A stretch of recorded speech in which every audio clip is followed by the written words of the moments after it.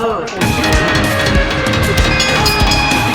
Hari ini kita kehadiran tamu luar biasa untuk adu saling tonjok. Saling tonjok. Beliau adalah Mas Andra Donata, orang seganteng sedunia. Lebay. Lebay. Nah, beliau ini seorang trainer, kemudian penulis buku ya, writer. Salah satu bukunya luar biasa adalah Design Your Hopes ya. Jadi Mas Andra, teman-teman jangan lupa subscribe dulu ya YouTube channelnya Mas Andra Donata ya, supaya kita dapat banyak inspirasi dari ilmu-ilmu dan pengalaman beliau. Beliau pengalaman luar biasa loh, 17 kali pindah kantor. Bisa aja. Itu belum pengalaman soal pacarannya ya. Ya Mas Andra, selama Ya, 30 menit ini kita bicara, ada kemungkinan sekitar 45 orang bunuh diri kan ya. Itu iya, sangat menyedihkan data itu. Tapi dengan adanya buku Mas Andra, orang bisa mendesain harapannya, hope-nya gitu, mungkin bisa lebih baik ya. Nah sekarang ini tepat iya, banget nih Mas, di Indonesia atau seluruh dunia ya sedang ada pandemi new normal, pasti sangat menekan untuk beberapa orang ya. Sudah banyak iya, itu iya. indikasi-indikasinya kemarin di Pondok Kopi sudah ada bapak-bapak sampai anaknya berdarah gitu ya. Mungkin karena tekanan ekonomi segala macam kita nggak tahu ya.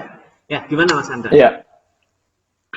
Iya, kalau kita bicara tentang masalah ya, orang itu kan tertekan itu karena pasti ada masalah.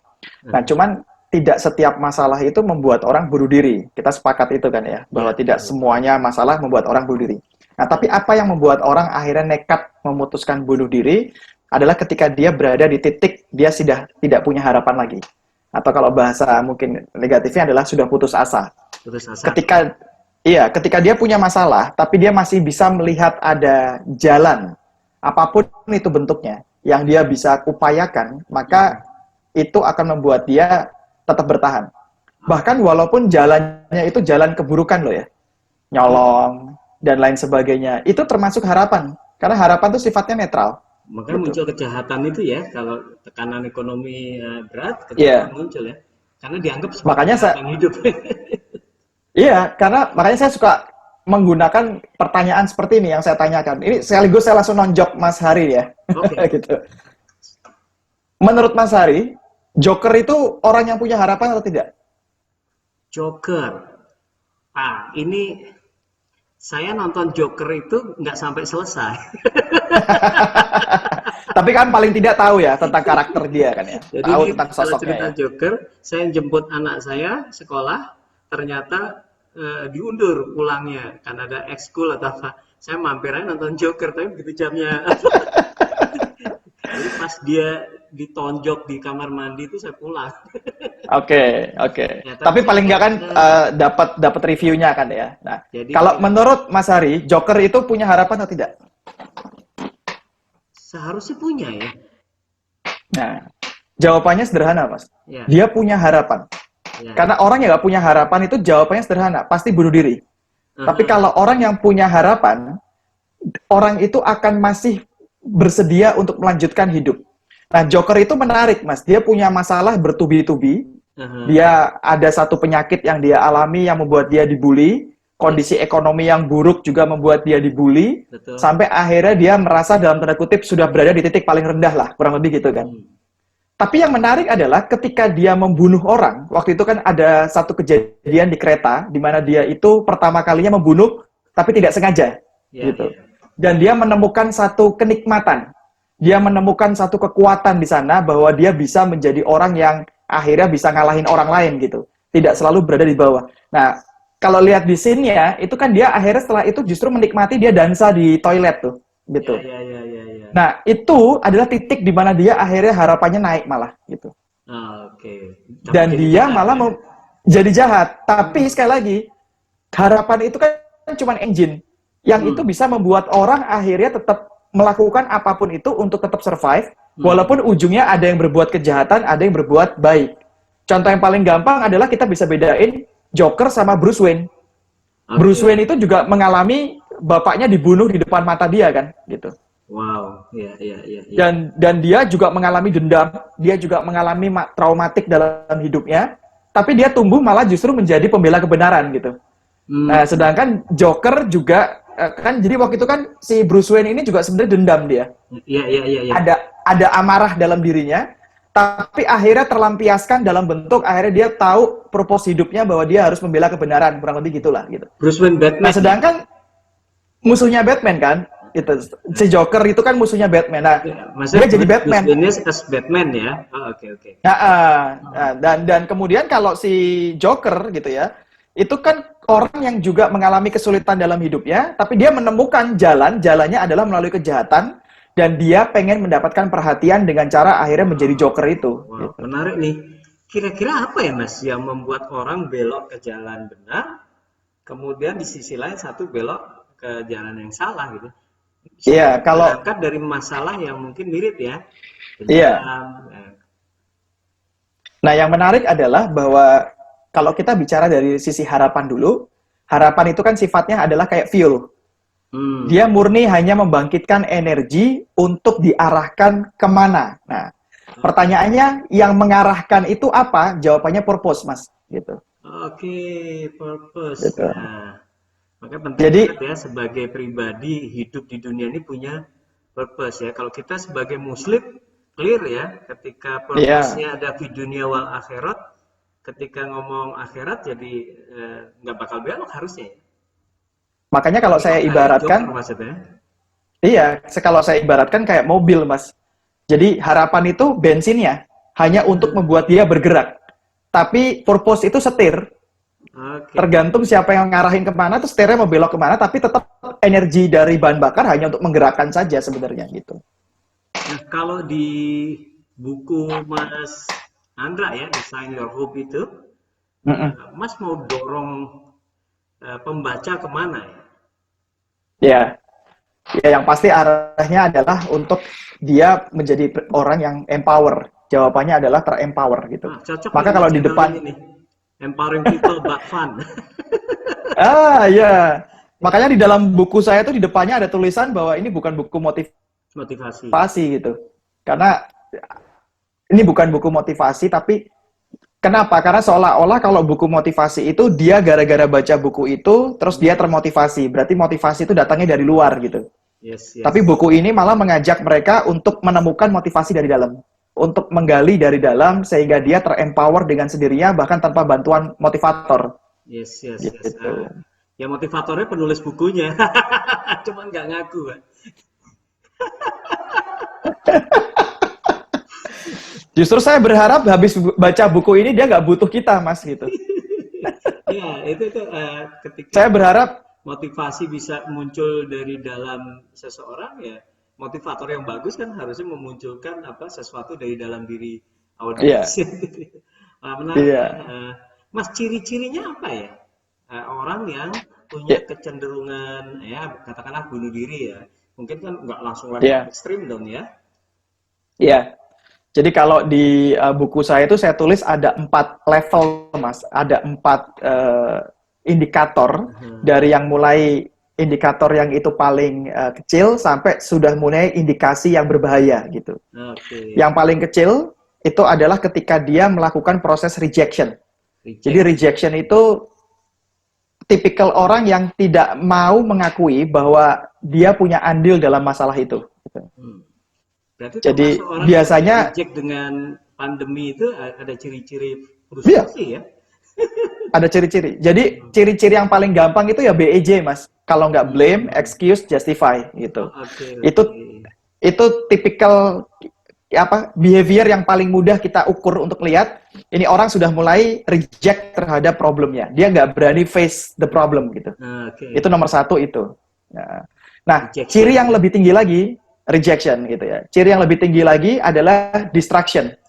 Wow. Distraction itu adalah ketika dia sudah mulai menyakiti dirinya, Mas. Kan ada orang-orang yang ketika dia dalam posisi stres, entah dia pakai narkoba, dia seret-seret tangannya, dia banting-banting barangnya sendiri Hmm. gitu. Bahkan dia mengatakan hal-hal buruk terhadap dirinya gitu. Itu kita menyebutnya verbal abuse. Dari mulai physical abuse sampai verbal abuse, itu ciri-ciri kedua kelihatan orang ini sudah tidak lagi melihat dirinya sebagai makhluk yang berharga gitu. Wow. Gitu. Banting-banting, mecahin TV gitu ya. Ya, bahkan mungkin barangnya sendiri dia banting, yang itu cicilannya belum kelar gitu. Bisa jadi dia banting.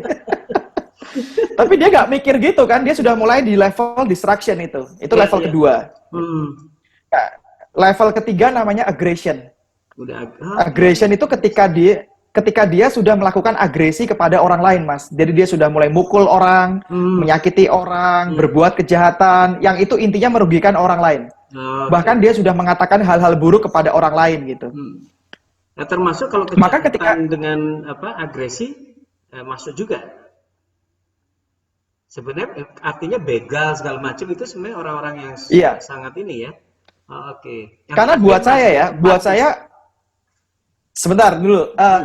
Buat saya orang untuk bisa sampai akhirnya menjadi begal itu nggak mungkin saujuk-ujuk gitu, Mas. Nggak mungkin. Iya, iya, Dia iya. harus ngumpulin tenaga dulu, ngumpulin mental, ngumpulin ini, diajak temennya. Jadi dia melewati fase itu dulu. Jadi nggak mungkin tiba-tiba dia punya masalah langsung main begal gitu. Itu pasti Hmm. levelnya sudah melewati macam-macam fase gitu. Sudah Nah, ekstrim ya. makanya saya suka saya tulis itu di situ bahwa orang tua yang tidak sabar ngadepin anaknya bahkan sampai memukul itu sebenarnya sudah aggression Iya, gitu. iya, betul. Sudah Ya, dia sudah melakukan, dalam posisi yang iya, udah nyerah dia dengan cara-cara yang lebih baik. sudah Nah, mentok yang dengan keempat bunuh diri, komunikasi Mas. ya. Ya, yang keempat namanya determination. Jadi sudah memutuskan untuk bunuh diri Sudah ya. gitu. Waduh. Ini mudah-mudahan indikasi-indikasi itu bisa terdeteksi awal ya. Terutama bagi keluarganya kan. Iya, Keluarganya sudah bisa memberi iya, masukan-masukan. betul, betul. Wah, luar biasa nih Mas Andra. Oh, itu ya, para pemirsa ya di YouTube channel. Anda sudah mengetahui nih sekarang nih dari Mas Andra ciri-ciri orang yang mau bunuh diri ya, mulai dari apa rejection sampai termination, ngeri kan? Jadi mudah-mudahan dalam kondisi sulit kita tetap bisa bangun hope, bangun harapan. Ya. Sebenarnya Iya. walaupun hope sama optimis kan beda ya Mas, apalagi cuma angan-angan ya. Ya, gimana tuh Wah, Mas? ini kelihatannya sudah baca buku saya ini. Oh iya sudah dong. Saya dapat buku pasti saya tuntaskan gitu. Ini pembelajar yang luar biasa ini. Wah. Nah, pembedanya itu ada di level keyakinan, Mas, gitu. Jadi orang yang punya harapan itu jadi gini, harapan itu dengan angan-angan dan optimis, pembedanya itu tergantung 3 indikator gitu. Oke. Yang pertama disebut sebagai goal directed thinking. Jadi supaya mudah kita sebut saja goal lah gitu ya. Oke, goal direct. Yang kedua pathways thinking. Kita Pathways. sebut saja pathways. Yang ketiga agency thinking, kita sebut saja agency gitu. Jadi orang yang punya harapan itu harus memenuhi ketiganya. Apa itu? Yang pertama, dia sangat meyakini bahwa masa depan atau sesuatu yang ada di depan itu akan lebih baik daripada hari ini. Kata kuncinya meyakini gitu. Yang kedua, dia bahkan bisa membayangkan alternatif jalan atau cara-cara untuk mencapai goal itu. Oke. Sudah kebayang, walaupun belum dilakukan atau walaupun belum rinci, tapi kebayang. Dia bisa ngelihat. Mau ke Gitu. sana, lewat mana, naik apa itu udah kebayang ya. Udah kebayang gitu. Walaupun kasar bayangannya. Dan yang ketiga, ada perasaan self-worthy gitu. Ada perasaan bahwa aku layak. Aku bisa untuk bisa ke sana. Jadi penghargaan terhadap diri sendirinya itu tinggi sekali gitu. Self-worthy gitu. Nah, yang disebut dengan optimis, itu dia hanya punya satu aspek, yaitu yang goal directed thinking saja. Jadi dia sangat yakin akan kejadian di masa depan, tapi dia sebenarnya tidak punya bayangan tentang caranya, bahkan dia tidak merasa bahwa dia yang bisa mewujudkan itu. Contoh, saya misalnya bilang, saya optimis nih Mas, Indonesia ini pokoknya setelah pandemi, kita akan menjadi negara maju. Nah, saya percaya banget itu gitu. Ya, tapi itu kan hanya sekedar keyakinan di masa depan. Tapi saya tidak punya caranya kalau ditanya kok bisa yakin gimana Mas? Ya nggak boh, ya caranya pokoknya aku yakin aja gitu. Pokoknya habis pandemi meroket. Meroket, Indonesia tuh pasti habis pandemi meroket gitu. Tapi Oke, oke, oke. ditanya caranya saya nggak tahu, terus ditanya, lah Mas Andra kok bisa yakin emang Mas Andra mampu untuk mewujudkan itu? Enggak, bukan saya yang wujudin gitu. Ya, Cuman ya, itu ya. cuman yakin doang. Nah itu akhirnya itu disebut optimis Mas.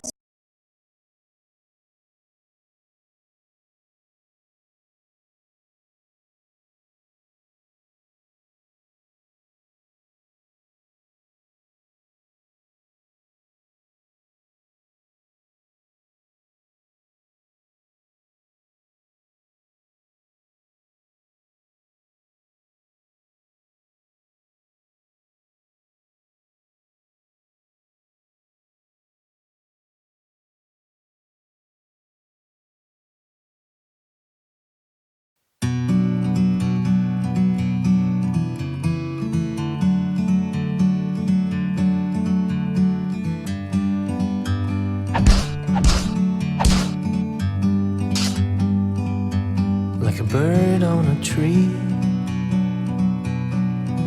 I'm just sitting here. I got time, it's clear to see.